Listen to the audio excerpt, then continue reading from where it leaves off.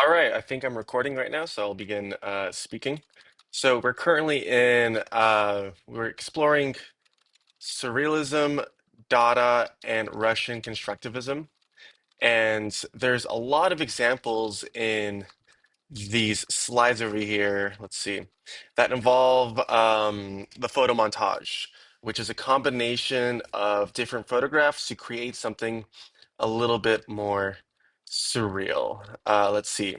Particularly in the Russian constructivism, the photomontage was a tool to speak politically about what was going on. And in their case, it was the Russian Revolution was happening. It was going from the USSR to Russia.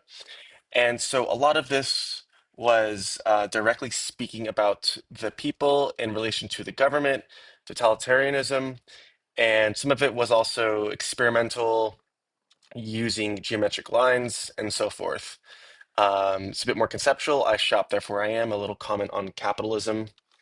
David Hockney, he did a photo montage of all different angles of a person or scene because he felt that this is a better representation of what somebody looks like rather than a singular two-dimensional photograph. He felt this encapsulated who the person is a bit more. So, with this being said, we're not going to be making this by hand. You definitely can for your assignments, but what I think would be better is if we jumped into Photoshop and started learning some basic cutout tools. Again, a lot of these they were done by hand because back then they didn't have Adobe Photoshop.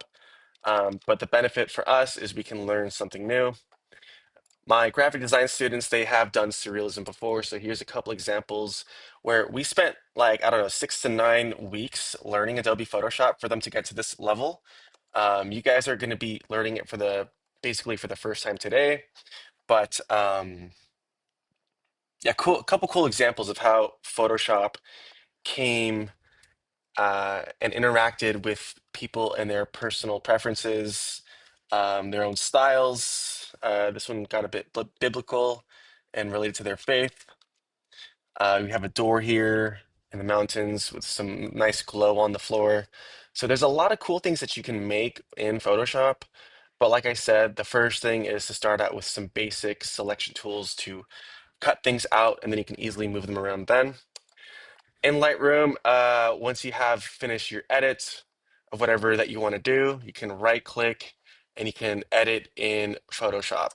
I'm choosing this picture of my scanned face as an example because it's already kind of surreal as its own default. When I first started scanning film, I realized I can also scan my face, and I played around a lot with it, seeing like what kind of came to be from it. It was pretty fun. I think it's a pretty funny image. So here we are in Adobe Photoshop. I'm going to click Z for the zoom tool and hold Alt or Option to zoom out. And then without holding Alt and Option, the zoom tool's default is to zoom in. If you zoom in too much, you can click Command 0 and it full screens your image. I'm going to move this bar to the side. This is the main tool that we're going to be working with all the time um, to move things around. Right now it's locked. You see the little lock over here? Just click that lock and it becomes unlocked, and now we can move it around. If you make a mistake, Command Z brings it back to whatever you just did. If you remember from our previous tutorial in Photoshop, we want to work in a non-destructive way. So if I click Command J, then my layer duplicates itself. Original layer, and then that way, in case we make a mistake on this one, we can always delete it and we'll have our original layer again. Okay, so we know how to move with this. If we want to move around, hold spacebar, and then you can drag around your area. I'm going to hide my bottom layer, the original one. And what we're going to be doing to start off with is using this tool over here, the marquee tool. The shortcut is M. And if you click and drag here, you make a selection. Now the selection doesn't do anything. It's just an area where Photoshop's planning to work. If I click Command J, I'm duplicating that selection. So I have this piece over here. Click this duplicate layer again, highlight it again, Command J, click my duplicate layer because that's the one I'm working on. And I'm going to go down the line, making a couple different versions of these. Click my duplicate layer, come down over here, Command J. And I'm not doing too much right now, but I am started off with making these bars over here. I'll let you guys download images from online in this particular case because a lot of what was happening back then, they were taking magazine pictures and posters that weren't their own. Um, I don't know. I need to just think of something random right now. Wild tiger. It's totally random thought. Images. If you download an image online, make sure you click Tools, Size, make it a large image. That way it's going to blend in nicely for a higher resolution. It's over 1000 pixels. I'm going to right click, save image as. Let's see. Tiger from Google. Go back to Photoshop, find my Finder, and in my downloads is where I put it. I'm just going to drag and drop that into Photoshop. Right now it's asking me where do I want to place it. If I'm happy with where it is, I can click enter on my keyboard. And then you can drag this tiger underneath what I made, and it's starting to blend in, so to speak, or it's in the background. Photoshop works in layers, so if a tiger is on top of everything I did, then it's just a tiger, but having it underneath, then you see how it blends together. If, in case you are interested in playing around with the size of it, let's turn these off. Command T lets you transform it. So you can scale it in, scale it out, either which way. Holding Command lets you kind of skew it a bit more. So it gives you more of a warped effect. And then when you're happy with how whatever you did to it, you can click Enter on your keyboard, and there it is. Now, keep in mind, I'm honestly not making anything. I'm just more concerned about showing you guys different tools in Photoshop rather than helping to guide you guys to make something. That's going to be on your own. Let's drag in another tiger. And there's new features in Photoshop where they've got the contextual taskbar. Remove background or select subject is like an AI update from Photoshop that makes the selection process so much easier. What is this? Continue on device. Let's just do that. And look, it already masked out the tiger. Get out of here. So this, to do this mask, it used to take so much longer, but now it's getting a lot easier with how AI has been integrated into Photoshop. So you got a sitting tiger over there. Is there anything else I can take? Let's take this plain picture over here. Edit in Photoshop. If you want to use another one of your images, then it's going to open up as a separate Photoshop document. Let's unlock this. And if I click Command C, now I'm going to go back to this file, Command V, clicking Command minus to zoom out, Command T for the transform tool to see how big this actually is. Scale that in there a little bit more. Click Enter or Return, zoom in. I wonder if I could change the blending modes here. Something interesting can happen with the blending modes. Again, you guys, I have no clue what I'm making. I'm only doing this tutorial just to introduce to you guys a couple different tools and options within Photoshop. It definitely is looking like a surreal mess. And see what else we can do. Let's fill the background with the color. This little box with the plus down here, click that, and it's a blank, empty layer. We're planning to fill it with the background color. So with this layer selected, edit, fill, and then we have a couple different options of what we can fill it with, black, white, gray, or you can click color if you have another plan for this. Let's give it some kind of yellow. Click OK, OK, and now we have color bleeding through. This isn't working out very well with the color. You know what? What if we do this? Let's delete my face over here and we're just gonna play with the tiger. And maybe for this soft light, we'll have it on multiply for now. Command T on the plane. And if I drag my mouse to the edge, you see it's a curved arrow. I can curve it that way, about 90 degrees. Let's make that full screen. Click enter. Let's make this tiger a little bigger. So now we actually have something that better defines a composition. Do Command T again. And up here, you can actually rotate also by just doing some math. 180 degrees flips your plane picture upside down. And let's see what else we can do to it. I like hard light for this particular case.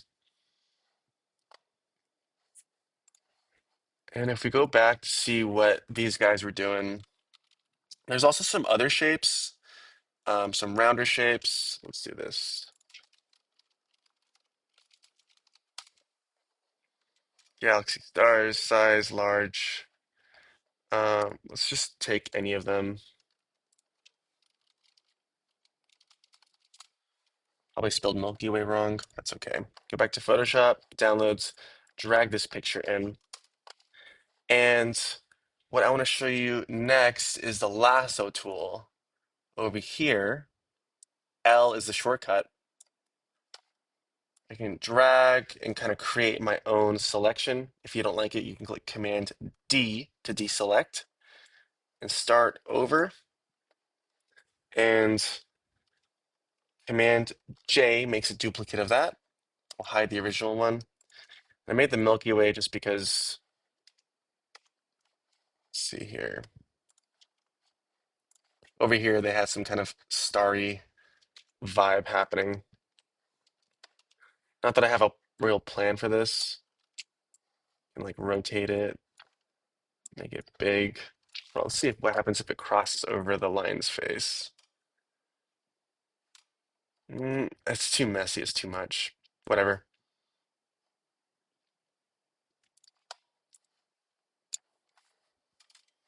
Anyways, so this is just a little introduction into Photoshop and the photo montage. Some ideas of how to blend things together, more so at a beginner level. And I think that you guys can probably have a lot of fun with this, but the question is, what are you going to do? What images are you going to combine? Or do you have a message, or is it really just something that you're making straight out of your subconscious?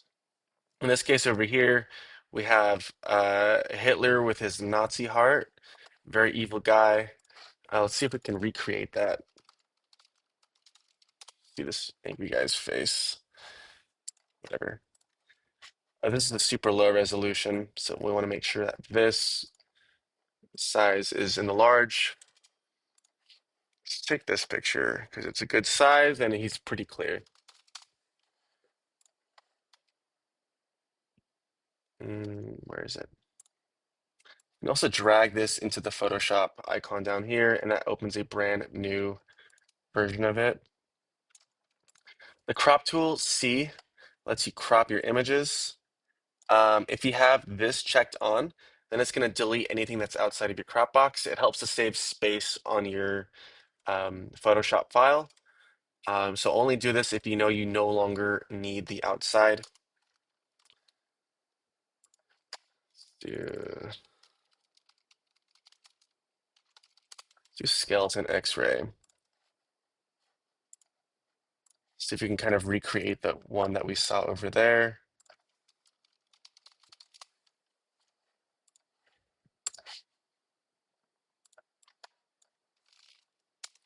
Got the skeleton. This is going to work nice because it's on a white background. If we do some blending modes, you can see that looks kind of interesting already.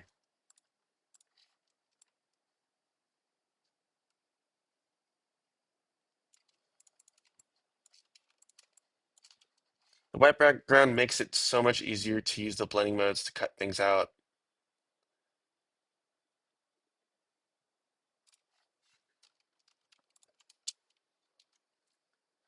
And what's also nice is the square shapes over here. Um, like what I was doing before with, what was it?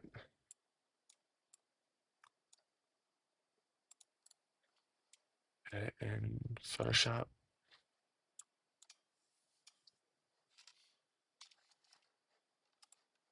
Is if you make a bunch of squares, it's kind of how the Hitler one was. Oops.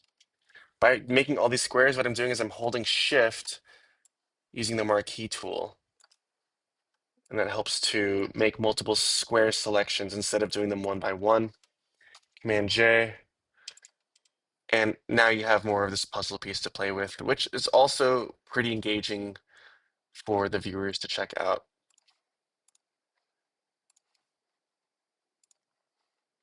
So your guys' job is to make your own photo montage and really just get some practice in Photoshop.